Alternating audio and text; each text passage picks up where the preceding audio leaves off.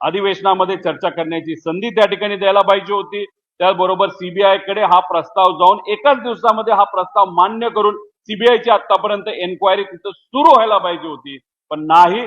पैसा वाचवणं, VSR ला वाचवणं, सत्ता वाचवणं ह्याच्यातच काही लोक तिथं मग्न आहेत। मग या वाचवा वाचवीच्या मागे कुठेतरी षडयंत्र आहे का याची शंका मात्र या ठिकाणी मोठ्या प्रमाणात होताना आणि ते सुद्धा लोकात या बाबतीत चर्चा होताना नक्कीच त्या ठिकाणी दिसते। प्रफुल्ल पटेल यांचं नाव होत आहे, पण त्यांच्याकडनं कुठलेही स्पष्टीकरण दिलं गेलेलं नाही। तुम्ही आता म्हणता की प्रफुल्ल पटेल जेव्हा बोलतील तेव्हा मी फोटोचे पुरावे समोर आले, माझ्याकडे फोटो आहे।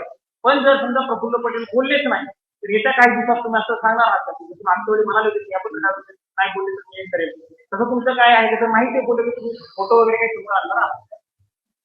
त्यांच्या बाबतीतली जी माहिती नक्कीच मी लोकांसमोर आणीलच, पण त्याच्या आधी माझ्याकडे अजून एक वेगळी माहिती आलेली की जी सोमवारी मी मुंबईमध्ये प्रेस कॉन्फरन्सच्या मदतीने लोकांसमोर तिथं आणेल आणि ती माहिती बघितल्यानंतर कशा पद्धतीने सरकार चालते आणि कशा पद्धतीने सरकार मित्रांना म्हणजे व्यावहारिक मित्रांना वाचवते हे अजून स्पष्टपणे आपल्या समोर नक्कीच आल्याशिवाय राहणार नाही। यामध्ये हा पण आहे की पवार कुटुंब एक मोठं कुटुंब आहे, एकतेसाठी ओळखलं जातं।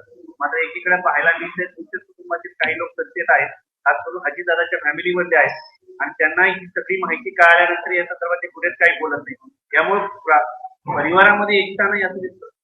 नाही, विषय परिवाराचा हाय नाही हाय हे मला तरी त्या ठिकाणी सांगता येणार नाही। राहिला प्रश्न व्यक्तीचा नाही तर विचाराचा।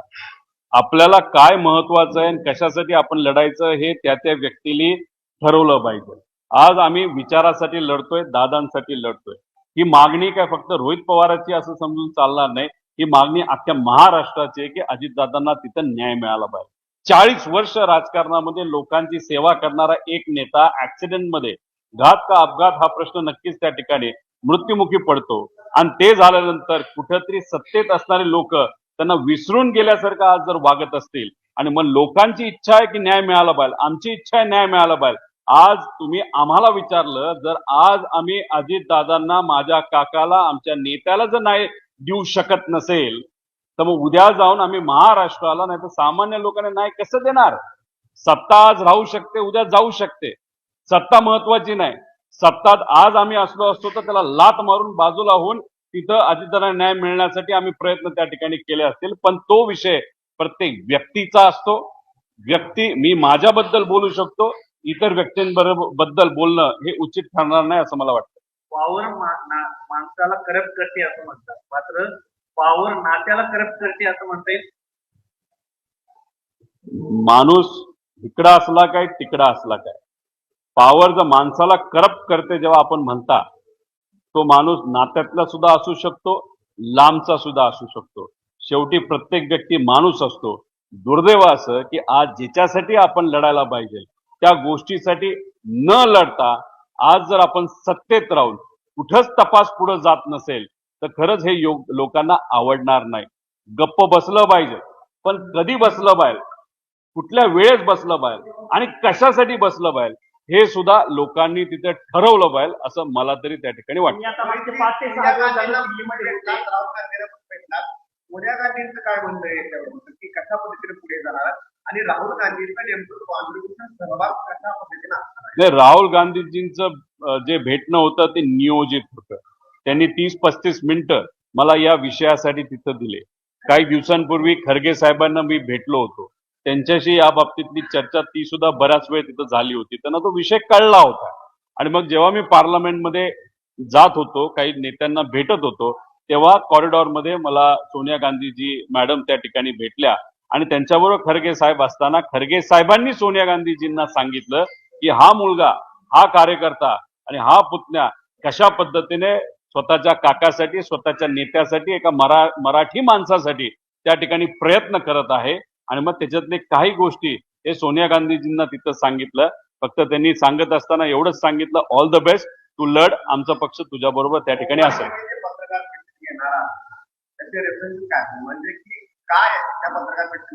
काही पुरावे माझ्याकडे आहेत आणि काही सरकारी यंत्रणा काय पद्धतीने काम करते, कसं एखाद्या कार्यालयामध्ये प्रेशर आल्यानंतर नेत्यासाठी, VIP साठी ट्रॅव्हल करण्यासाठी जे काही टेंडर काढलं जातं ते कशा पद्धतीने दाबलं जातं, का दाबलं जातं आणि कोणासाठी दाबलं जातं याचे काही पुरावे आणि इतर काही पुरावे जे आमच्यापाशी आलेले आहेत.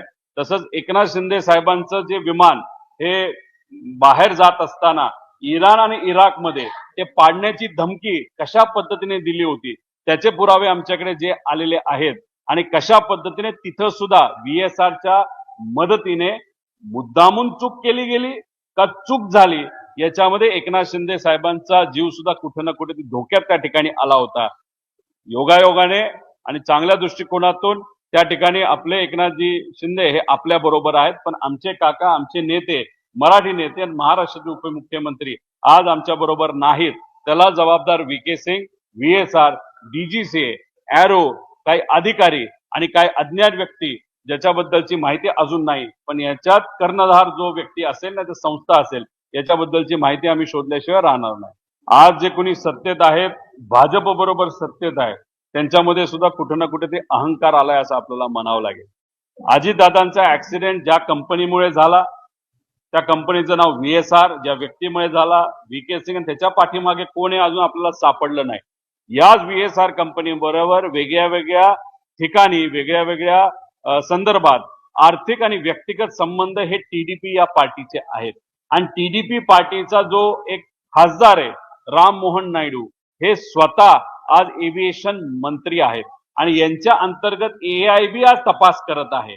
मग ज्या व्यक्तीच्या नेत्याचे संबंध व्यक्तिगत आणि आर्थिक VSR बरोबर आहेत ते या इन्व्हेस्टिगेशनला कसे न्याय देतील असा आमचा प्रश्न आहे. त्यामुळे त्यांनी त्या पदावर राहणं हे उचित ठरणार नाही याबद्दलची माहिती अनेक नेत्यांना आम्ही त्या ठिकाणी दिली आहे. त्यामुळे इराण आणि इंधन आणि LPGचा मुद्दा झाल्यानंतर हे मुद्दे आमचे सर्व नेते घेतील असा विश्वास नाही तर आशा